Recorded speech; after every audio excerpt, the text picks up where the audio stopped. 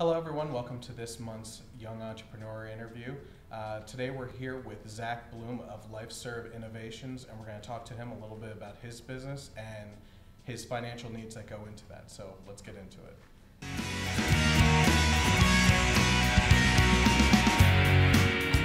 Zach, welcome. Thank you for sitting down for the interview. We just want to start off with, why don't you tell us a little bit about Lifeserve Innovations and what you guys are doing right now and the stages, the first initial stages that you're in. Sure. So Lifeserve Innovations is an early stage product development company in the medical device space. We develop innovative, life-saving medical technology.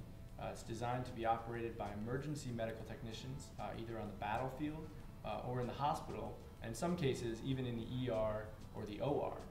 So what we do is develop new solutions for medicine that are inspired innovations for life. We are developing life-saving technology, essentially. Does that answer most of the question? Absolutely. I actually found this to be mind-blowing, what you guys are doing, because it's very different from everything that we've been doing so far within the interviews of entrepreneurs. I guess the thing that interests me is you're deeply involved in the medical field. Even though it's your own business, you're also bringing in that aspect as well. So do you or the partner that you're working with have medical classes that you had to take, or medical degrees even that go into that, besides the entrepreneur program that you ran through? Absolutely. So my partner, Rick Arlo, he and I were here at Lehigh together as undergraduate students studying bioengineering, and I had a particular focus on economics and business as well in my undergraduate studies. So that's where we started thinking about medical device design and translational medicine, which is the research into medical techniques and procedures and also interventions that could have real immediate impact on society. Taking advantage of the resources here on campus is how we got involved in the early stages of our product development. But eventually it got to the point where we still hadn't formed a company that was a revenue generating company, and we did need to try to develop our professional careers as well. So I went to graduate school. I studied health economics here at Lehigh University, and Rick went to medical school at Case Western Reserve, where he is studying medicine. He's an MD PhD. Oh wow. So he's doing his MD degree right now, and then he'll be starting his PhD program, in which he'll try to do some original research. So we do have medical background in the perspective that we've studied medicine from an undergraduate level and also at a graduate level, in Rick's case, even in medical school. But largely of what we were able to do from the medical side of things was reach out to professionals, either industry professionals or clinical professionals, and ask them for their advice and their input into the types of challenges that we were trying to take on in our medical device design. That's great. Okay, so you were talking about how you're in the initial stages of getting everything going, and prior to the interview, you and I were talking about the source of income for you and everything. Right. So within your initial stages of the business right now, why don't you let everyone know how you're actually getting paid and what the company is bringing to you and so forth. So Lifeserve Innovations is what the entrepreneurship community would call pre-money. We have not raised seed capital that will allow us to commercialize our products yet. That doesn't mean we haven't raised any money. So Lifeserve Innovations, in the course of about a year and a half since its inception, was able to raise about $100,000 in debt-free, equity-free funding through various collegiate grant organizations, as well as business plan competitions and economic development corporations. So it was that early stage seed capital. Oftentimes this is the kind of money that might come from a friend or a family member, but in this case we were able to do it because we were operating on a college campus in a collegiate environment.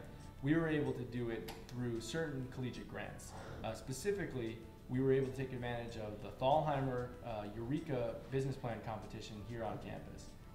That was a very important first step for us. From there, we were able to move on to economic development money located here in the Lehigh Valley, particularly through the Keystone Innovation Zone in South Bethlehem. And then afterwards, once our research progressed a little further, we were able to apply for national collegiate funding through an organization called the National Collegiate Inventors and Innovators Alliance, or NCIIA. And they gave us the first significant chunk of money that really furthered our research along. So as of now, we have not made any money. We've spent a lot of money in developing our products and getting it to the phases that we are in. And unfortunately, because the company itself does not make money, as owners of the company, we can't pay ourselves anything to run the company. And that's a lot of the perspective of what entrepreneurs have to deal with in the early stages is, you need to figure out if you can manage to run your company while perhaps earning money elsewhere or working off of savings that you've done. So the way that I make a living, at least enough to pay my rent, so to speak, is I have now taken on a position as a part-time adjunct professor here at Lehigh University, teaching a capstone project class in entrepreneurship. Okay. So I work with students who have their own startup companies, but are very, very early stage. And we help to develop their early business models so that they can go along the same course that Lifeserve did to obtain that early stage funding in order to get themselves forward. Yeah, that's great. And as far as recognition is concerned, I mean, you talked about the Eureka competition, which you placed in first, right? Absolutely. You got the top one on that. Grand prize. Yeah. So do you mind saying how, because I think that's public information, Yeah, right, sure. as far as what they brought in for you? So the Eureka competition is cool in that it provides a number of tiers of funding. The grand prize, which is the prize we won, in most years is $5,000. So we got $5,000 from that prize, which is great. Yeah. There are also lower level prizes for first place, second place, and other runners up, ranging in the magnitude of $1,000 or $500 in some cases.